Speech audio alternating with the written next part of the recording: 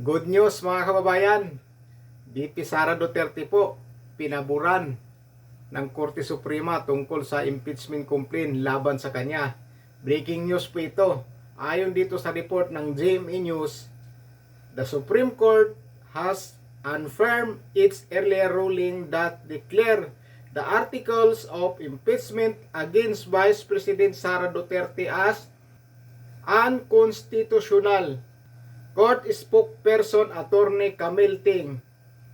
Yan po mga kababayan. Unconstitutional po ang desisyon ng Korte Suprema tungkol dyan sa impeachment laban kay Vice President Sara Duterte.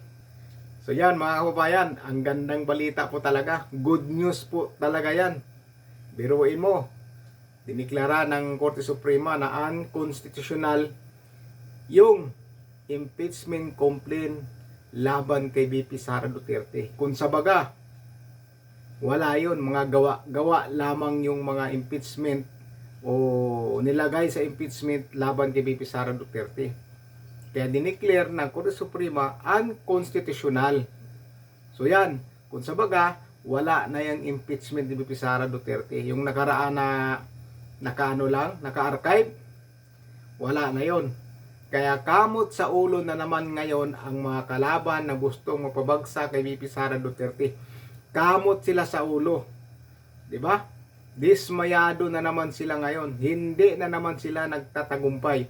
Hindi talaga dinidinig na yung mga panalangin nila na kukunyari ang panalangin lang, pakitang tao lang. Hindi yan. Basta gawa-gawa na mga pagbibintang lang, talagang lalabas ang katotohanan. Malinis po si VP Sara Duterte.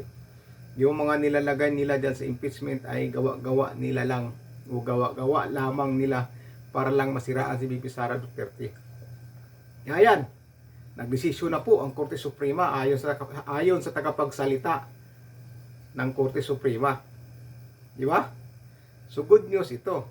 Ibig sabihin, yung impeachment talaga na inahain nila kay VP Sara Duterte ay wala yun, ampaw. Kung sa baga, ampaw. Mga gawa lamang, ampaw. Dahil hindi pinabura ng Korte Suprema yung impeachment nila. Ang pinabura nila, si VP Sara Duterte. Dahil nag-decision sila na unconstitutional yung impeachment na hinahain kay VP Sara Duterte. Kaya good news po ito mga kabayan. Good news po talaga. Kaya maganda balita ito. Kaya hindi na naman makakatulog dito yung mga kalaban ni VP Sara Duterte. Hindi na naman sila makakatulog. Sakit na naman ang kanilang mga ulo nito. Ano na naman ang paraan para masira si VP Sara Duterte at hindi makakatakbo sa 2028 presidential election. Paano yan? Korte Suprema na po ang nagdesisyon. Korte Suprema na po. Kaya marami nang sumakit ng ulo dito. Marami po talaga sakit ng ulo dito. Nag-iisip na naman sila ng panibagong plano siguro ngayon kung ano na naman ang kanilang sunod na gagawin. Ayan, kaya pala nag-file ng plunder sila Trillanes kay VP Sara Duterte dahil alam nila i-unconstitutional sa Korte Suprema. So baga nanigurado sila. Dahil alam naman nila siguro na yung mga nilalagay doon ay mga gawa-gawa lamang para masiraan si VP Sara Duterte. So yun lang po mga kababayan, good news na good news ito. Good news po talaga. Hindi magwawagi ang mga kasamaan sa kabutihan.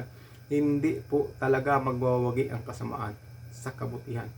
Karma ang darating sa kanila. Karma po talaga yan. Abang-abangan po natin.